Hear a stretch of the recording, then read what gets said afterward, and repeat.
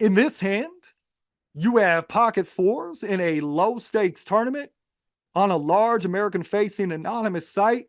You raise with the pocket fours, and the big blind calls. Board comes King Jack 6. It is check to you, check or bet.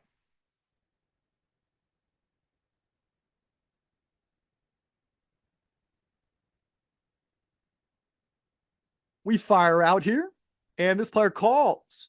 Turn is the 6 of spades. It is check to you, check or bet.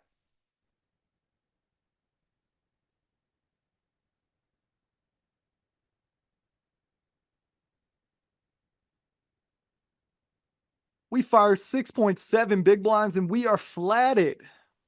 The river is the 5 of hearts. Villain 10 checks. It is on us. What would you like to do?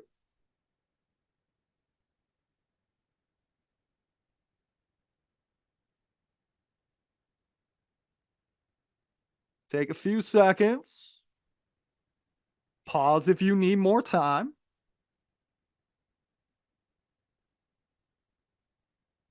Have you ever considered just shoving here? And he folds. Now, let's break this down. So you raise, he calls out of the big blind, and that's your board right there.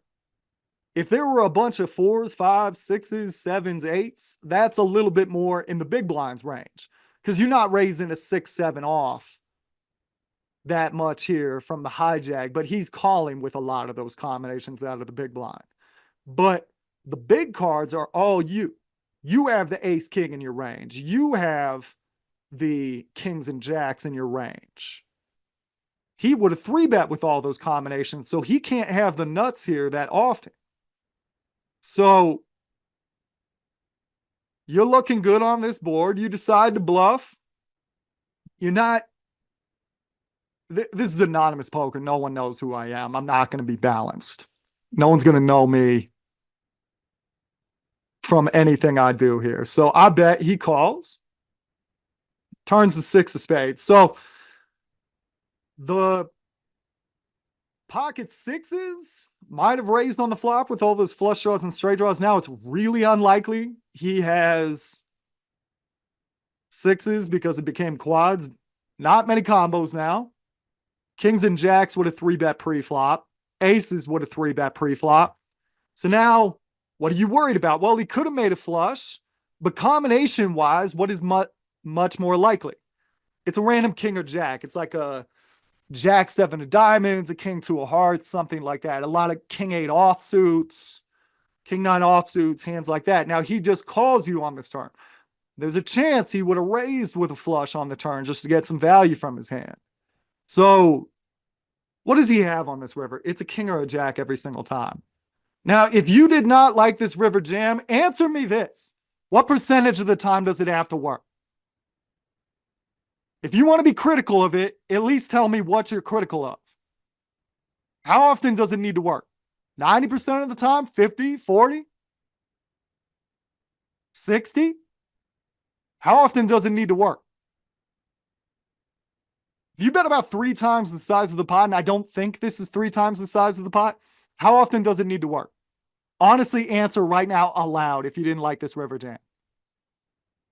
So this bet, actually, I don't even think this is a 3x pot. It's probably under that. So it needs to work roughly about 75% of the time. It's a simple math problem. He needs to call a quarter of the time.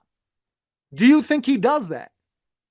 No, he's going to call you maybe 10, 20% of the time when he's got his random flushes he didn't want to fold, although you're blocking some of those. And he's got his random flushes he didn't check raise on the turn. Yeah, you're going to get called some percentage of the time here, but the vast majority of his range is going to be weak kings or jacks that are just going to muck right there. And honestly, one of the things I'm hypercritical of with low stakes players is they don't. On that turn, how often is he actually flatting the flush? Probably not too often. Most of them, this is what they do. They raise 2 pair or better. They call with their pairs. They fold high cards. That is the vast majority of players. So do I do this play every day? Nah.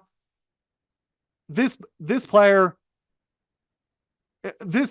I had reason to believe was just calling a little bit wider on that turn, and I really had to spell it out on that river to get them to fold the higher pairs.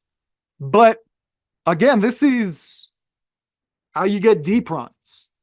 If most of the money is in first, it's not like a satellite where you have to really mind your manners and work on stack retention. It's a completely different game.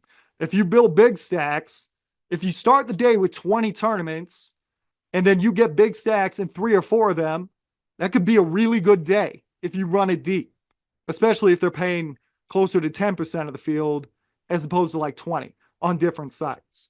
So you want to have that big stack on the bubble. You want to have 70, 80 big blinds while everybody else has 30 or 40, because every one of your double barrels, every one of your check raises, every one of your 3-bets is going to threaten all their chips. And if you go from 74 big blinds to 63, your chances of winning the tournament didn't change that meaningfully.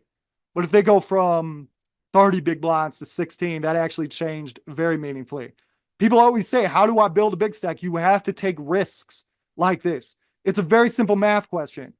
Do you think he's calling a quarter of the time here? No, I don't think so. 1 time out of 10, yeah, I could buy that. 2 times out of 10, maybe. I doubt it, though. But a quarter of the time, no, I don't buy it. And most likely we have the worst hand here. So it's fine to turn this hand into a bluff, in my opinion.